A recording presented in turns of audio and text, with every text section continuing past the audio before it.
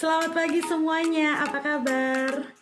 Saya Maria Dwi Sari Wahyuningrum, mahasiswi semester 7 Universitas Pancasakti Bekasi Kampus D, program studi Pendidikan Anak Usia Dini.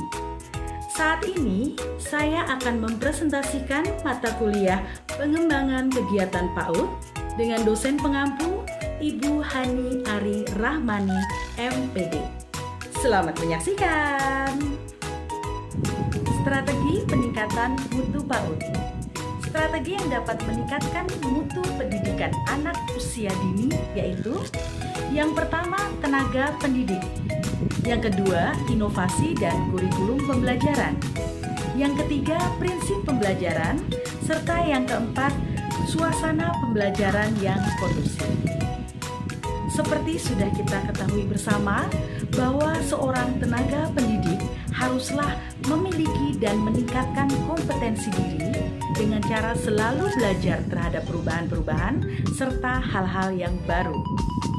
Dengan sarana dan prasarana yang memadai, kita harus mampu menciptakan suasana pembelajaran yang menarik minat anak dan menyenangkan, tentunya dengan menerapkan prinsip pembelajaran terpadu.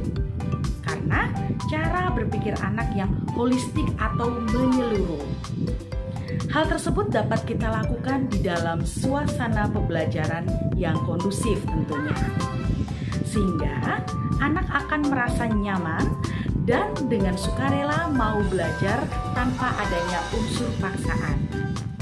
Dengan demikian tentunya mutu pendidikan anak usia dini akan meningkat.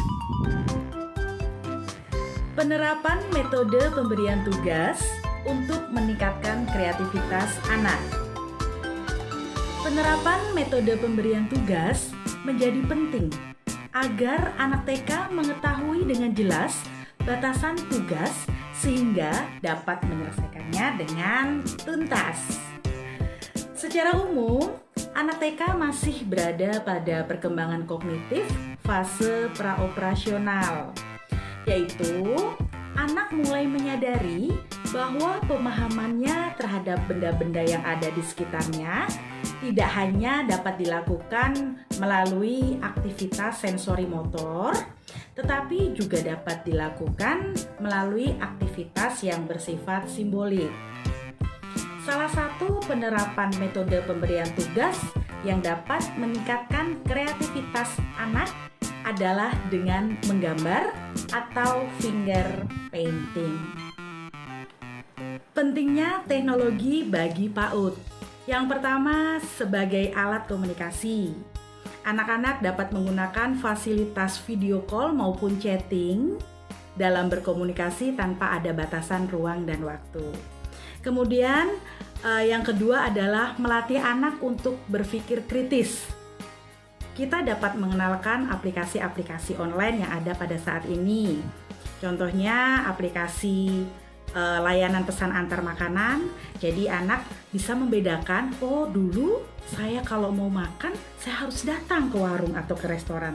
Tetapi sekarang saya tidak perlu datang jauh-jauh ke restoran yang saya suka karena ada aplikasi online yang bisa mengantarkan makanan itu kepada saya. Kemudian yang ketiga adalah sebagai sumber informasi, yaitu internet. Ketiga hal tersebut dapat membangun kreativitas anak, tentunya tetap dengan pengawasan orang tua. Perkenalkanlah teknologi kepada anak-anak kita ketika kita dan orang-orang di sekitar rumah kita memang menggunakan teknologi tersebut. Penerapan pembelajaran BCCT atau Beyond Center and Circle Time. Apa itu BCCT? Pendekatan penyelenggaraan PAUD yang berfokus pada anak yang dalam proses pembelajarannya berpusat di sentra main dan saat dalam lingkaran dengan menggunakan 4 jenis pijakan untuk mendukung perkembangan anak. Model pembelajaran BCCT dapat menjadi alternatif untuk mengembangkan keterampilan anak sejak dini karena pendekatan BCCT bertujuan memfasilitasi anak agar dapat tumbuh dan berkembang sesuai dengan potensi dan minat yang dimilikinya. Pendidik perlu memahami bagaimana cara melakukan manajemen yang baik jika ingin menggunakan model BCCT. Karena pendidik berperan sebagai motivator dan fasilitator dengan memberikan pijakan-pijakan dalam proses belajar. Metode BCCT ini biasa kita kenal juga dengan metode pembelajaran sentra. Selanjutnya adalah penerapan pembelajaran model Di Sofia atau pendidikan sosial dan finansial. Pendidikan sosial dan finansial pada anak usia dini adalah upaya pendidikan yang mendorong anak untuk belajar menyelaraskan pilihan mereka dengan kemampuan yang dimiliki, seperti menunda keinginan dan dapat menentukan prioritas. Hal ini untuk membantu mereka membuat keputusan yang bijaksana tentang keuangan. Proses pembelajaran dilakukan dengan pendekatan partisipatif, yaitu pendekatan yang mendorong anak untuk memiliki perilaku proaktif, memiliki keterampilan praktis, dan nilai-nilai melalui keterlibatannya secara aktif dalam setiap tahapan pembelajaran yang diikutinya. Karakter penting yang dibangun dalam metode ini adalah hemat, berbagi, belanja, dan menabung. Penerapan model pembelajaran yang selanjutnya adalah model TPPA, yaitu tingkat pencapaian perkembangan anak.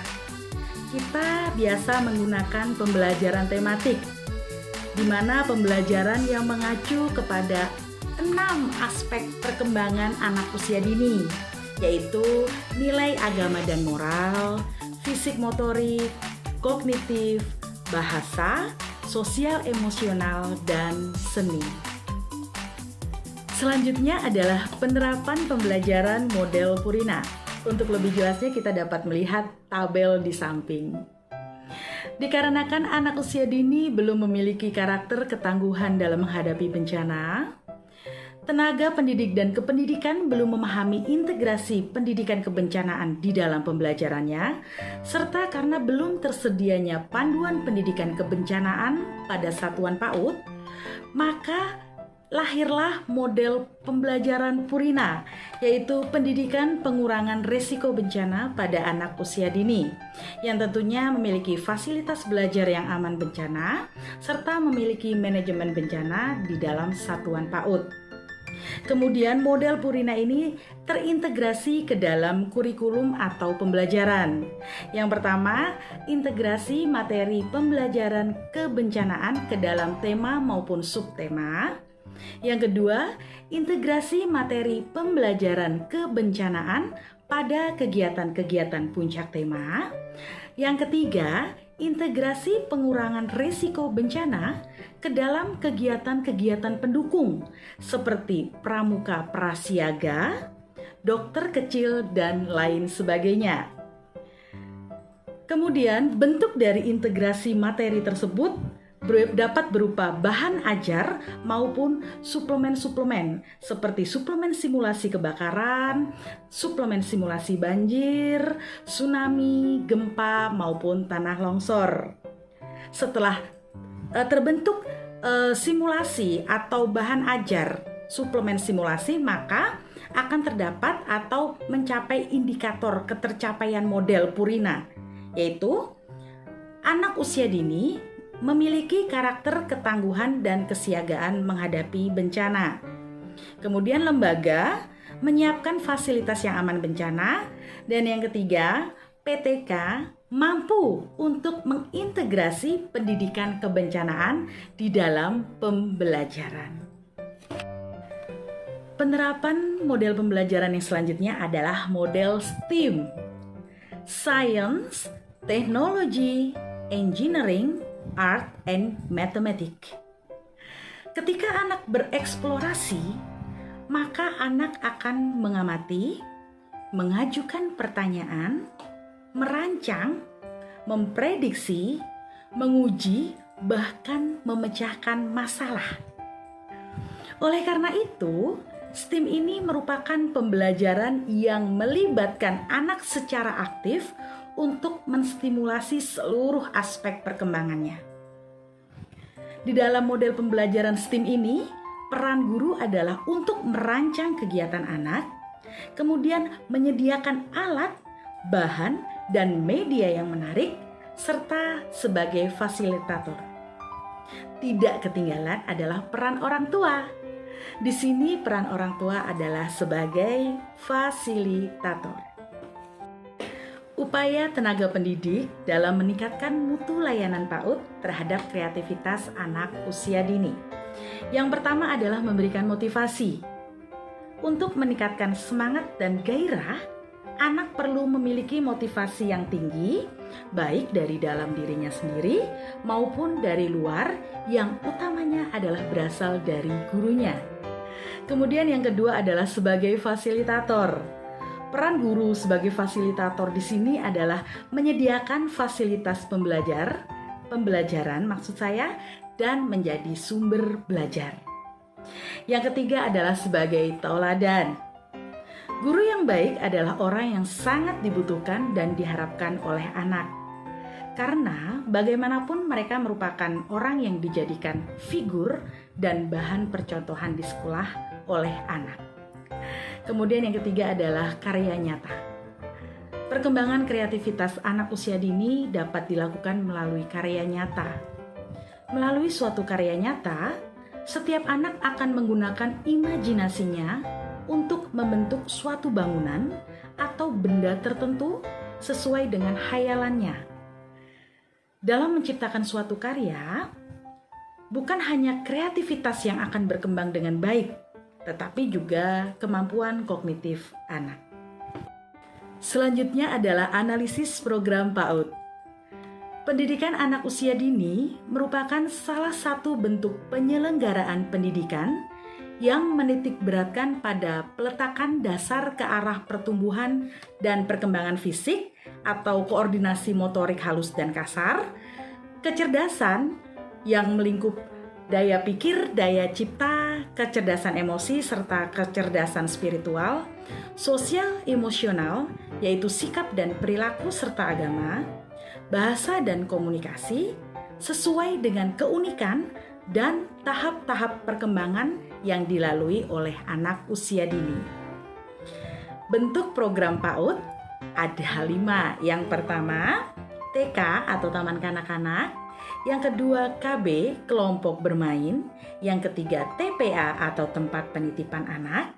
Selanjutnya ada SPS atau satuan PAUD sejenis. Kemudian yang kelima adalah PAUD yang berbasis keluarga atau PBK. Peran pendidikan anak usia dini. Pendidikan anak usia dini memiliki peran untuk mengembangkan seluruh potensi anak didiknya dengan benar secara jasmani dan rohani, pembentukan karakter anak, menanamkan kedisiplinan pada anak, bersosialisasi dengan sesama teman maupun pada guru, kemudian memberikan kesempatan anak untuk bermain sekaligus belajar. Pembahasan yang terakhir adalah mengenai peningkatan aktivitas belajar anak dengan memanfaatkan media pembelajaran berbasis internet. Media pembelajaran berbasis internet memberikan solusi atas permasalahan yang selama ini dihadapi oleh pembelajaran konvensional. Dalam pembelajaran konvensional, siswa cenderung sebagai penerima atau pasif, sehingga dengan hadirnya internet menjadikan siswa lebih efektif dan kreatif. Internet telah diyakini sebagai pendorong yang revolusioner di dalam globalnya arus informasi.